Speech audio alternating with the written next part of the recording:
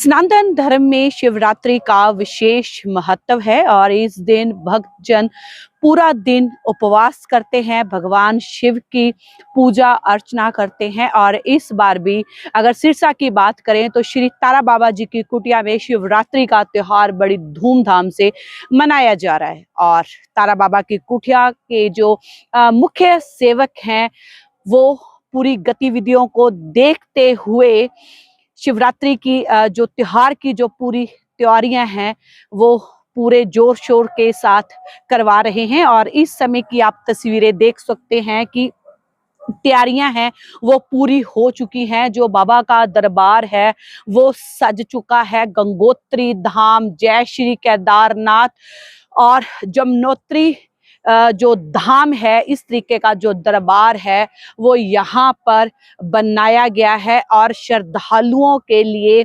पूरी यहाँ पर सुविधा है। कैसा कार्यक्रम रहने वाला है तो बात करते हैं भाई गोविंद कांडा के साथ और जानते हैं कि शिवरात्रि पर क्या खास रहने वाला है। शिवरात्रि का पावन त्योहार है, कैसी तैयारियां चल रही हैं? जय श्री बाबा तारा जी की। श्री बाबा तारा जी का जन्म दिवस फागुन की शिवरात्रि और ब्रह्मलीन सावन की शिवरात्रि को हुए थे। बाबा भोले का स्वरूप थे, भोले का अवतार थे और ये भोलेनाथ की नगरी है। और बाबा जी का बड़ा आशीर्वाद है सिरसा पे, सिरसा के परिवार पे। और दोनों शिवरात्रियां बड़ी धूमधाम से श्री बाबा तारा कुटिया में मनाई जाती है।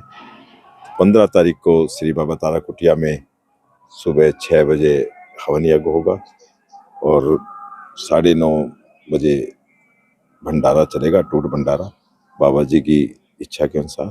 तो मैं मेरे सिरसा के परिवार से कहूँगा कि ज़्यादा से ज़्यादा बाबा जी का आशीर्वाद लें और भंडारे का प्रसाद ग्रहण करें। शिवरात्रि महोत्सव में श्री तारा बाबा कुटिया में शामिल हो। बाबा तारा जी का बहुत बड़ा आशीर्वाद है सिरसा पे कि अब की बार भी श्री प्रदीप मिश्रा जी ने आना था, लेकिन उन्होंने डेट दी थी 27 जनवरी से 2 फरवरी। वो मैंने ही कैंसिल करवाई उनसे, उनकी डेट भी खाली रहेगी और उनका बहुत बार फोन भी आया कि आप करवा लीजिए। लेकिन मैंने ये कहा कि मैं सर्दी में, मेरी तारा बाबा कुटिया में किसी को ठंड मरते हुए नहीं देख सकता। मैं 5-10 हजार कंबल का तो इंतजाम कर दूंगा, लाखों कंबल का इंतजाम नहीं हो सकता। और सर्दी बहुत ज़्यादा है, तो आप चाहे जुलाई में हमें समय दे दें, 11 अगस्त की अगली शिवरात्रि, उससे पहले हमें समय दे दें कि तारा बाबा कुटिया में आप आकर हमारे सिरसा के परिवार को आप अपना आशीर्वाद दें। श्री बाबा तारा को आप अपनी मुखारबिंद से शिव पुराण की कथा सुनाएं। तो सिरसा के लिए जो सिरसा परिवार है जो बाबा जी का, वो अपने भक्तों के लिए उन्होंने देखिए पूरे देश के संत महात्मा कथावाचक यहाँ बुलाए हैं। और बड़े बड़े जो गायकर हैं देश के, जो जागरण करते हैं, भजन गाते हैं, भजन संध्या करते हैं, उनको भी बाबा तारा जी ने अपने यहाँ बुलाकर अपने परिवार को दर्शन दिए। ये बहुत बड़ी बात है, वरना लोग तरसते रहते हैं कि हम कहाँ जाएं, कैसे कि ये भजन, ये कीर्तन, ये कथा कहाँ जाकर सुने, लोग रह जाते हैं। लेकिन तारा बाबा जी का अपने सिरसा के परिवार पे बहुत बड़ा आशीर्वाद है कि वो अपनी तारा बाबा की कुटिया में बुलाकर सब सिरसा के परिवार को यहीं आशीर्वाद देते हैं। दोबारा कब आ रहे हैं प्रदीप मिश्रा जी? अभी कोई डेट प्रदीप मिश्रा फाइनल जी हुई से है? डेट फाइनल नहीं हुई, लेकिन 11 अगस्त की अगली शिवरात्रि है, उससे पहले पहले वो जरूर आएंगे और कथा भी करेंगे, आशीर्वाद देंगे सिरसा के परिवार को। बाकी तो बाबा जी की मर्जी है जब उन्होंने बुलाना है, क्योंकि उनसे कुछ किसी ने वो भी आगे संत महात्मा थे नंदेड़ में, महाराष्ट्र में, उन्होंने कथा ले ली थी।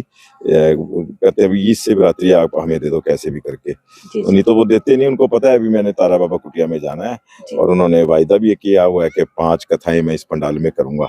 तो वो जाना नहीं था उन्होंने, लेकिन वो कथा उनको को संत महात्मा थे बड़े, उनको दे दी, इसलिए तो यहाँ अगली साल हो जाएगी।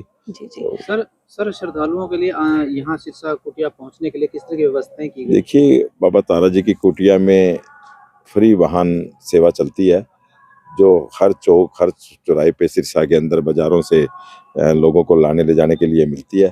तो मैं मेरे सिरसा परिवार को कहूँगा कि आप सभी उस फ्री वाहन में बैठकर यहाँ तारा बाबा कुटिया में आके बाबा जी का आशीर्वाद लें और अटूट भंडारे का प्रसाद ग्रहण करें। जी, धीरेन्द्र शास्त्री जी भी जहाँ पर पहुंचे थे, दूसरी बार धीरेन्द्र शास्त्री जी भी आए थे और धीरेन्द्र शास्त्री जी का भी समय था बल्कि अब की बार जुलाई में। लेकिन अब क्या देखते हैं जुलाई में उनको बुलाएं या कथा करवाएं, क्या प्रोग्राम देखते हैं, जो भी चलेगा बाबा जी के आशीर्वाद से चलना है।